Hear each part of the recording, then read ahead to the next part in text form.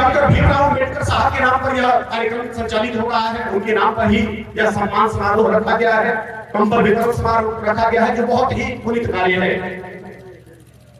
Doctor BR Ambedkar साहब ने कहा कि यदि गरीबी से मुक्ति चाहते हो तो तुम्हें समस्याओं से लड़ना पड़ेगा, और यदि समस्याओं से लड़ना चाहते हो तो तुम्हें सबसे पहले पढ़ना पड़ेगा।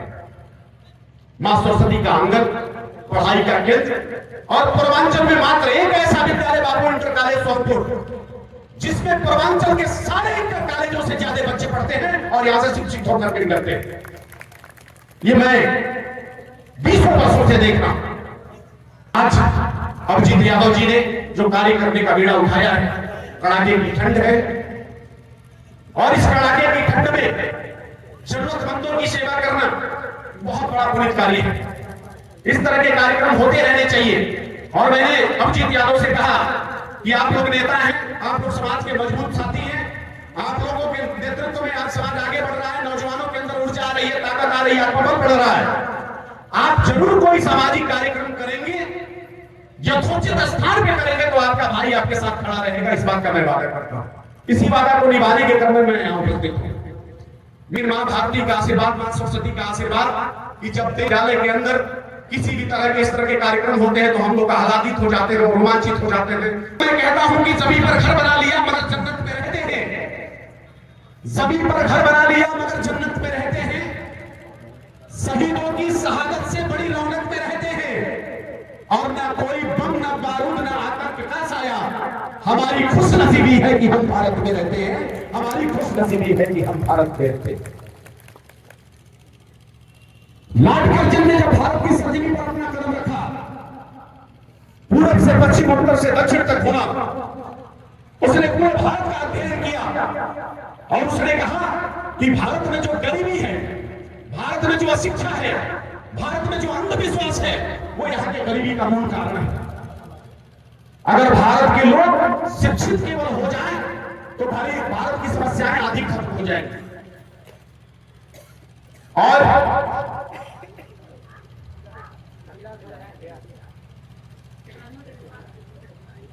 इसी बीच डॉक्टर BR अम्बेडकर साहब के चित्र के समक्ष समाजवादी पार्टी के जिला अध्यक्ष आनंद श्री व्यास यादव जी की गौरवशाली उपस्थिति हुई है, पुष्पांजलि करके प्रणाम कर रहे हैं। महोदय, मैं इस ऐतिहासिक मंच पर आपका अभिनंदन करता हूं, स्वागत करता हूं, सम्मान करता हूं, वेलकम करता हूं। और नोबेल पुरस्कार विजेता अमर्त्य सेन जब हिंदुस्तान की सरजमी पर आया तो उसने कहा कि हिंदुस्तानियों सुन लो, तुम गरीबी मिटाओ, गरीबी मिटाओ, गरीबी मिटाओ के नारे लगाते रह जाओगे, इस देश से गरीबी नहीं मिटने वाली है, गरीब जरूर मिट जाने वाले हैं। अगर हिंदुस्तान से गरीबी का नामो निशान मिटाना चाहते हो तो तुम्हें शिक्षा की ज्योति प्रज्वलित करना पड़ेगा, और जब शिक्षा की ज्योति जलेगी तो केवल आसपास ज्योतिर्मान नहीं होगा, बल्कि हमारे अंतर्मन में वो ज्योति जलेगी जो आशाओं की होगी, जो उम्मीदों की होगी, जो हौसलों की होगी, जो जुनून की ज्योति होगी। और वही शिक्षा की ज्योति आज अभिजीत यादव को इस बात का हौसला देती है, इस बात का बल देती है कि समाज हित में आगे आकर के गरीब किसान मजदूर के साथ खड़े होते हुए और उनके स्वागत सम्मान में इस तरह के कार्यक्रम का आयोजन करते हैं। मैं अभिजीत यादव जी के लिए बड़ी तालियां आप सभी से निवेदन करता हूं कि भाई का ताली बजा करके उसका स्वागत करें, उसका सम्मान करें, उसका हौसला बढ़ाएं। शराबों को जलाना चाहती है, आज हवा भी आग लगाना चाहती है। शराबों को जलाना चाहती है, आज हवा भी आग लगाना चाहती है। ऐ अमीरों, तुम अपनी आंखें बंद कर लो, क्योंकि अब गरीबी मुस्कुराना चाहती है, क्योंकि अब गरीबी मुस्कुराना चाहती है। इस दुनिया में बुरा करोगे तो प्रशंसा तो होनी ही नहीं है। अगर कुछ अच्छा भी करते हो तो समाज के अगले पंक्ति में खड़े लोग वो तुमको अच्छा साबित होने नहीं देंगे, अच्छा करने नहीं देंगे, तुम्हारा मनोबल नहीं बढ़ा सकते। इन्होंने लिखा कि हमारे लोग ही हमको बदनाम कर रहे हैं, तो मैं अभिजीत यादव को स्पष्ट लिखा था कि जो जितना बदनाम हुआ है उसका उतना नाम हुआ है। डरने का काम नहीं है भाई, जो आप काम कर रहे हो सही दिशा में कर रहे हो, इसी की जरूरत है। 65% युवाओं से भरा हिंदुस्तान आज युवाओं से आजादी थे, रोमांचित है, और पूरे विश्व में हिंदुस्तान जो भी इतिहास रचने का काम कर रहे थे, युवा सबसे आगे बढ़कर के इतिहास लिख रहे थे। जो भी हिंदुस्तान में क्रांति हुई है, युवाओं ने रचा है।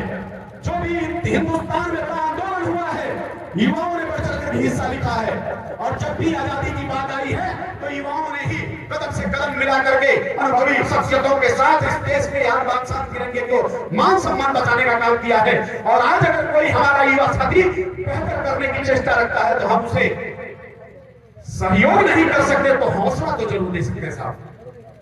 और पीड़ाओं से, गौतम बुद्ध से लेकर के महावीर स्वामी से, भगवान राम से लेकर के कृष्ण तक, जितने भी इतिहास में बड़े महापुरुष हुए, उनका इतिहास आप उठा करके पढ़ लीजिए। एक सामान्य से सिद्धार्थ को गौतम बना डाला। हमें भैया आप भी बड़ी लड़ाकू आदमी है, हमेशा जुनून जज्बा के साथ लड़ते रहते हैं।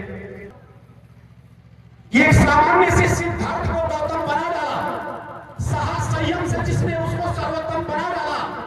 और पीड़ा आग है ऐसी तपे मानव बने कंचन, पीड़ा आग है ऐसी तपे मानव बने कंचन।